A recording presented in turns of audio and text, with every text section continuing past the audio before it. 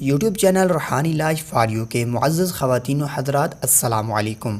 آج کی اس ویڈیو میں آپ کو جو روحانی وظیفہ بتایا جا رہا ہے، اگر اس پر اللہ تعالیٰ کی قسم اٹھا لی جائے تو وہ جھوٹی نہ ہوگی، کیونکہ سالہ سال سے اس کی برکات میں اپنی آنکھوں سے دیکھ رہا ہوں۔ جس بھائی یا بہن کو یہ عمل بتایا، اس کا وہ کام یقینی طور پر ہوا، خاص طور پہ شادی کے تعلق سے۔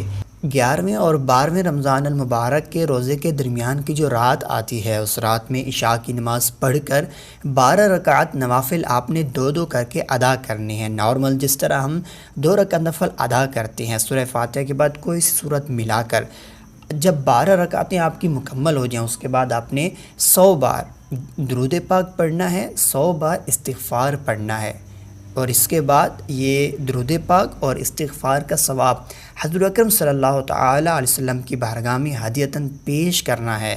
پھر اس کے بعد حضور علیہ الصلوۃ والسلام کے توسل سے آپ نے دعا کرنی ہے۔